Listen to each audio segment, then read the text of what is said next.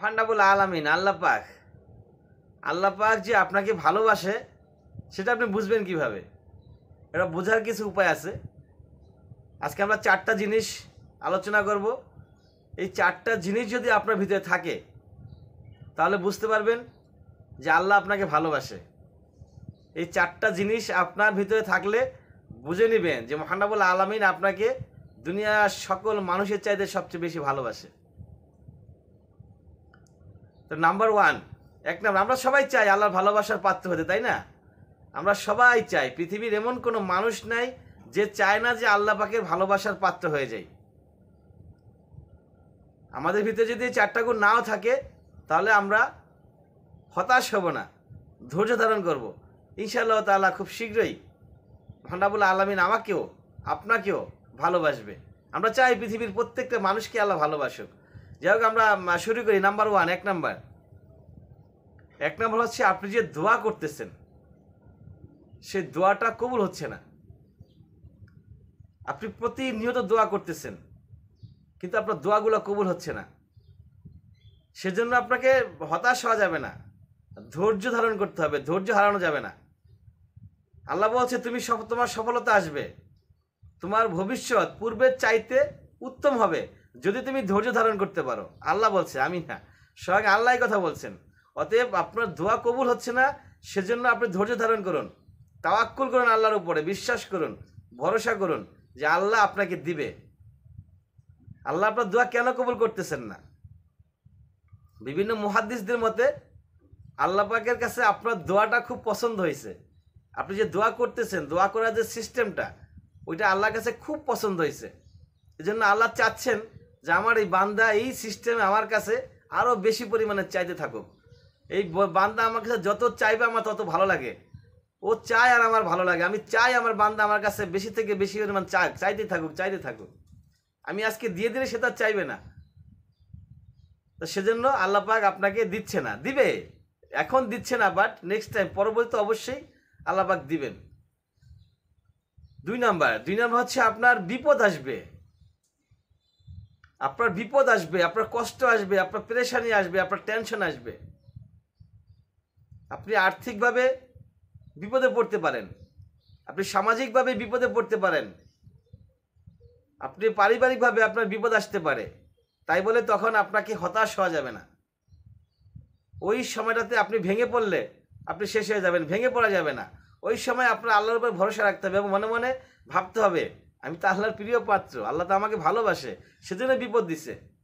তখন আপনি ইস্তেগফার পড়েন, আস্তাগফিরুল্লাহ, দুরূদ পড়েন সাল্লাল্লাহু আলাইহি সাল্লাম, অথবা আল্লাহুম্মা সাল্লি আলা মুহাম্মদ, সুবহানাল্লাহ, আলহামদুলিল্লাহ, লা ইলাহা ইল্লাল্লাহ, আল্লাহু আকবার, লা হাওলা ওয়ালা কুওয়াতা ইল্লা বিল্লাহ।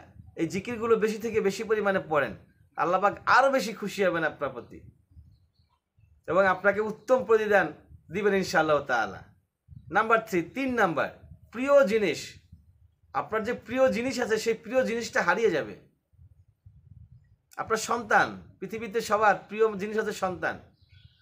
সে সন্তান আপনার কাছ থেকে চলে যেতে পারে, আল্লাহ নিয়ে যেতে পারেন। কোনো রেওয়াতে আসছে যেই ব্যক্তির সন্তান হারাবে, সন্তান মারা যাবে, সেই ব্যক্তি জান্নাতে যাবে। কোনো ব্যক্তি যদি সন্তান হারিয়ে যায়, মানে মারা যায়, পিতা জীবিত আছে, মাতা জীবিত আছে, সন্তান মারা গেছে, ওই পিতামাতা জান্নাতি। সুবহানাল্লাহি ওয়া বিহামদিহি। দুনিয়াতে আল্লাহ পাক আপনাকে এই যে বড় কষ্ট দিল, আপনার প্রিয় জিনিসটাকে উঠে নিল, কারণ কি? আল্লাহ চায় আপনি আল্লাহর জান্নাতে গিয়ে বসবাস করুন। মানে আল্লাহ আপনাকে বেশি থেকে বেশি পরিমাণে ভালোবাসেন। আপনার চাকরি চলে যেতে পারে, আপনার ব্যবসায় ধস নামতে পারে, আপনি পরীক্ষায় ফল্ট করতে পারেন। এ ধরনের বিভিন্ন ধরনের এক্সাম, পরীক্ষা, বড় বড় পরীক্ষা আপনার কাছে আসবে। আর এই বড় পরীক্ষা দেখে আপনি বুঝতে হবে যে আল্লাহ পাক আপনাকে বড় বেশি ভালোবাসেন, বেশি থেকে বেশি পরিমাণ ভালোবাসেন বলেই আল্লাহ আপনাকে এই বড় বড় বিপদ আপনাকে দিচ্ছেন। তখন যদি আপনি ধৈর্য ধারণ করতে পারেন, ওই সময়টাতে যে ধৈর্য ধারণ করতে পারবে, কোনো অন্যায় পথে যে না যাবে, সে কামিয়াব হয়ে যাবে। অনেকেই এরকম কষ্ট পেলে, দুঃখ পাওয়ার পরে সে বিভিন্ন অন্যায়ের সাথে লিপ্ত হয়ে যায়, অ্যাডিক্টেড হয়ে যায়, নেশা করে, মনে করে যে নেশার ভিতর হয়তো আমার কষ্টটা দূর হবে। না, সেজদায় লুটিয়ে পড়েন, ইস্তেগফার পড়েন, দুরূদ পড়েন, জিকির করেন, আল্লাহ পাকের আপনার হৃদয়টাকে সফট করে দিবেন। কষ্ট ধারণ করার ক্ষমতা আল্লাহ পাক আপনার হৃদয়ে, আপনার ব্রেনে ঢুকাই দিবেন। আপনি কষ্ট ধারণ করতে পারবেন ইনশাআল্লাহ তাআলা। আর ধৈর্য ধারণ করুন। বেশি দিন আমরা বাঁচবো না পৃথিবীতে। এই সময়টা ধৈর্য ধারণ করতে পারলে আল্লাহ পাক আমাদেরকে দুনিয়াতে শান্তিতে রাখবেন, আখিরাতেও শান্তিতে রাখবেন। দুনিয়াতে নাই রাখুক শান্তি, কয়টা দিন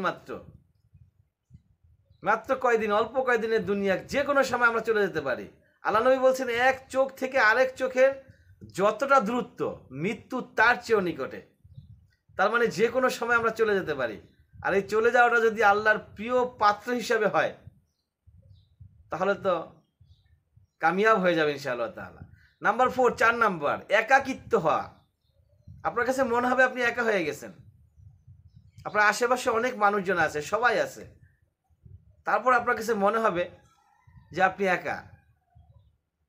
এটা কখন হয়? যখন ধরেন যে আপনার একটা চাকরি আছে, ভালো চাকরি করেন আপনি, তখন আপনার বন্ধু বান্ধব, আত্মীয় স্বজন আপনার সঙ্গ দিবে, আপনার খোঁজখবর নেবে, ভালো মন্দ খবর নেবে, আপনার বাসায় আসবে, যাতায়াত করবে, মোটামুটি ভালোই চলাচল হবে। যখন আপনার চাকরিটা চলে যাবে, কিছুদিন যাবত আপনি চাকরি পাচ্ছেন না, এই বন্ধুগুলো আপনার কাছ থেকে আস্তে আস্তে কেমন যেন হয়ে যাবে, এড়িয়ে চলবে, আপনার সাথে আগের মতো বিহেভ করবে না। অন্তর থেকে আপনি খুব এটা ফিল করবেন, ওরা ফিল করবে না, আপনি ফিল করবেন। আপনার কাছে খুব একা মনে হবে। আপনার যখন একটা সন্তান হারিয়ে যাবে, আপনার সন্তান মারা যাবে, বা এর চেয়ে এরকম এই জাতীয় কোনো কষ্ট, আপনার বিজনেসে ধস নামবে, আপনি পরীক্ষায় ফল্ট করবেন, তখন আপনার কাছে খুব কষ্ট হবে, দুঃখ হবে। আর এই দুঃখটা আপনার বন্ধু বান্ধব, আত্মীয় স্বজন, পাশের বাসার লোক, এরা যখন দেখবে, অল্প সময় আপনাকে সান্ত্বনা দিবে, তারপর তাদের বিরক্ত চলে আসবে, তাদের ভিতরে একটা বিরক্ত ভাব আসবে, এবং তারা আপনাকে এড়িয়ে চলার চেষ্টা করবে। আপনি একা হয়ে যাবেন, একাকিত্ব। আপনার দেখবেন আশেপাশে মানুষ আছে, সবাই আছে, কিন্তু আপনার নাই কেউ। সবাই যে যার মতো আগের মতো চলতেছে, হাসতেছে, গাইতেছে, খাইতেছে, ঘুরতেছে, ফিরতেছে, সবাই যে যার মতো আনন্দ উৎসব নিয়ে ব্যস্ত আছে। আপনি একা, আপনি হতাশ। এই টাইমটাতে আপনাকে একটা জিনিস স্মরণ করতে হবে, যে রব আমাকে সৃষ্টি করছে, সেই রব নিশ্চয়ই আমাকে ভালোবাসেন, নিশ্চয়ই আমাকে ভালোবাসেন, নিশ্চয়ই আমাকে ভালোবাসেন। দুনিয়ার 100টা দরজা যদি আপনার বন্ধ হয়ে যায়, দুনিয়ার 100 দরজা যদি আপনার বন্ধ হয়ে যায়, মহান রব্বুল আলামিন 1000 দরজা আপনার জন্য খোলা রাখবেন। আর সেজন্য আপনার একটাই কাজ, তাওয়াক্কুল করা আল্লাহর উপরে, ইয়াকিন করা আল্লাহর উপরে। আল্লাহর উপরে ভরসা করুন, আল্লাহকে বিশ্বাস করুন। দুনিয়াতে আর কিচ্ছু প্রয়োজন নেই আপনার। আল্লাহ আপনাকে ভালোবাসে, আপনার কি চান? এই কষ্টগুলোর মানে হচ্ছে আল্লাহ আপনাকে ভালোবাসে। যে আল্লাহ যদি আপনাকে ভালোবাসে, আপনার আর কি দরকার আছে? কথাগুলো বোঝার চেষ্টা করবে। যে কথাগুলো বলছি, আশা করি যারা বুঝতে পারছেন তারা অবশ্যই জানিয়ে যাবেন যে কথাটা কতটা গুরুত্বপূর্ণ, এবং আপনার জীবনে এই ধরনের ঘটনা ঘটতেছে কিনা বা ঘটছে কিনা, আপনি আল্লাহর প্রিয় পাত্র কিনা, অবশ্যই আমাদেরকে জানানোর চেষ্টা করবেন। আমরা জানতে চাই কারা কারা আল্লাহর প্রিয় পাত্র। ওয়া আখির দাওয়ানা আলহামদুলিল্লাহি রাব্বিল আলামিন।